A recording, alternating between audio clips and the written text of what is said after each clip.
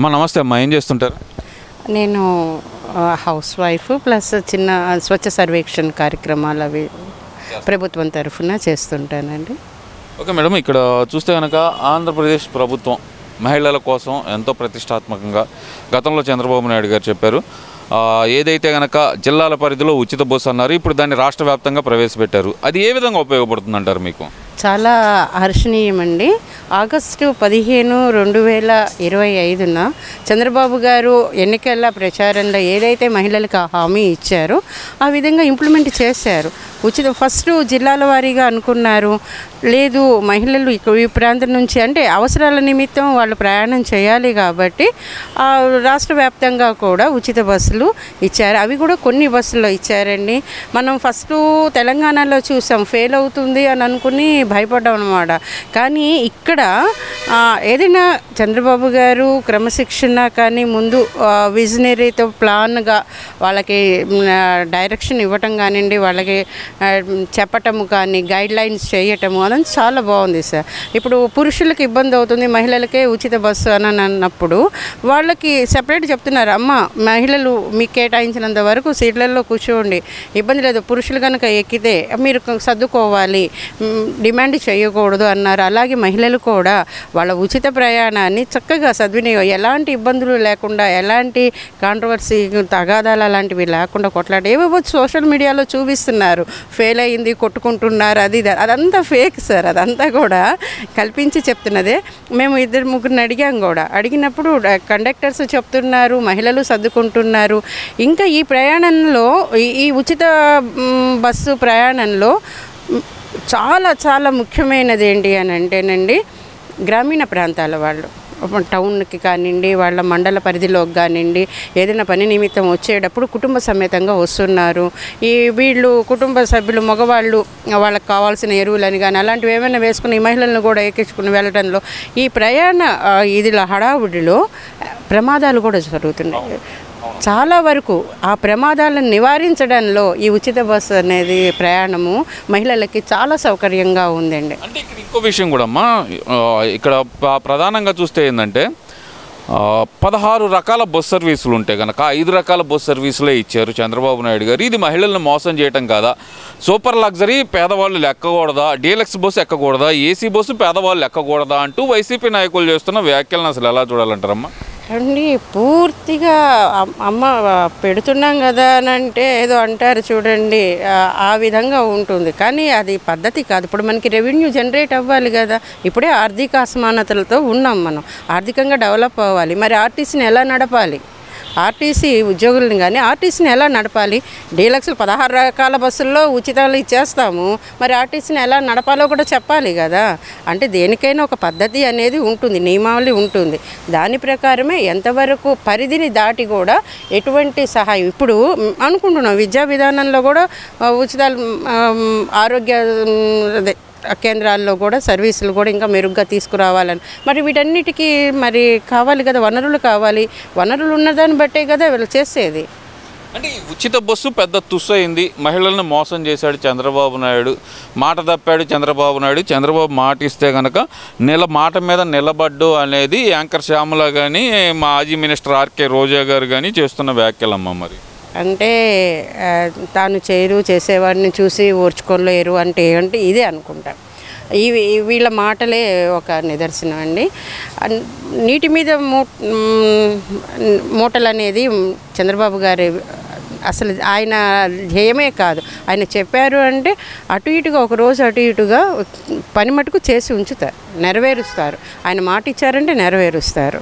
ఇప్పుడు 14 నెలల కాలం గడిచింది. మరి రాష్ట్రంలో అసలు సంక్షేమం లేదు, సంక్షోభంలోనే నడుస్తుంది రాష్ట్రం అనేది వైసీపీ నాయకుల వాదనమ్మ. మరి నిజంగానే సంక్షోభంలోనే ఉందంటారా రాష్ట్రం? సంక్షేమం దిశగా అడుగులు వేయట్లేదంటారా ఈ కూటమి ప్రభుత్వం?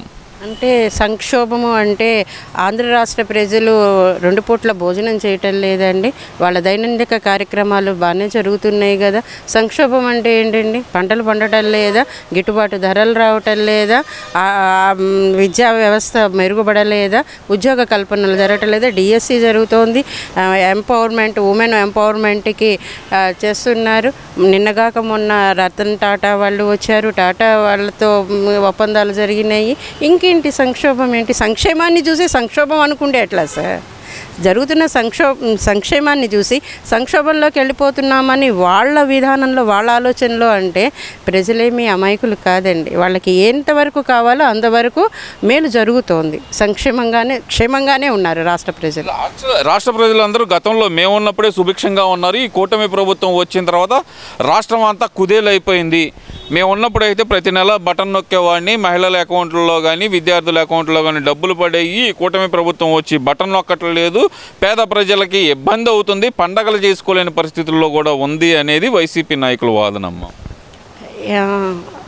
2024 జూన్ నుంచి కూడా ఆంధ్ర రాష్ట్రానికి ప్రతిరోజు పండగగానే ఉన్నారండి. ప్రతి కుటుంబంలో కూడా సంతోషంగానే ఉంది.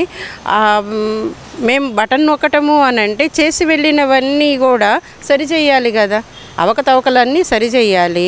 ఎవరికి అర్హత ఉంది, అర్హత లేని వాళ్ళని కూడా తీసుకొచ్చి అర్హత కల్పించి అంతా కూడా చిందరవందర చేసేసి వెళ్ళిపోయారు. దాన్ని సక్రమమైన మార్గంలో పెట్టుకుని గాడిలోకి తీసుకురావడానికి 1 సంవత్సరం కాలం పట్టింది, ఇంకా పడుతుంది. కానీ పెద్ద ఆయన శ్రమకి ఓర్చి, సాధక బాధలన్నిటిని కూడా ఓర్చి ఆయన చెప్పిన సూపర్ 6 కానీ మహిళా స్త్రీశక్తి పథకాలు కానీ అన్నీ కూడా అమలు చేస్తున్నారు. సంక్షేమాన్ని కూడా 6,000 రూపాయలు అంటే వికలాంగులకు 6,000 రూపాయలు వెంటనే పెన్షన్ పెంచారు, 2,000 రూపాయలు పెంచారు.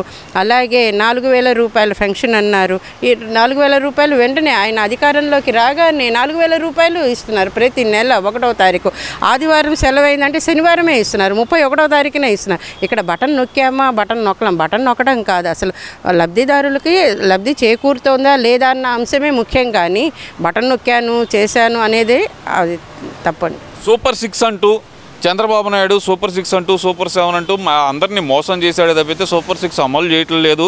అలా మహా అమలు చేశారు అంటే కనుక ఏదైతే 1-2 పథకాలు అమలు చేశారు తప్పితే ఏం అమలు చేయలేదు. మహిళలకు ఇస్తా అన్న 1,500 ఇవ్వటం లేదు. అలాగే చూస్తే కనుక నిరుద్యోగ యువతకి ఇస్తా అన్న 3,000 ఇవ్వట్లేదు.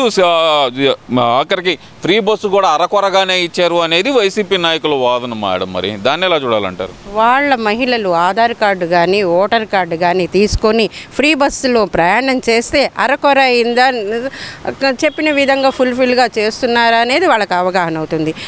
మరి ఇచ్చిన సూపర్ 6 హామీల్లో 3 సిలిండర్లు అన్నారు, గ్యాస్ ఇస్తున్నారు, పెన్షన్ పెంచారు, అమ్మఒడి తల్లికి వందనం ఇస్తున్నారు. ఇవన్నీ జరుగుతున్నాయి కదా. 1,500 రూపాయలు అని అంటున్నారు.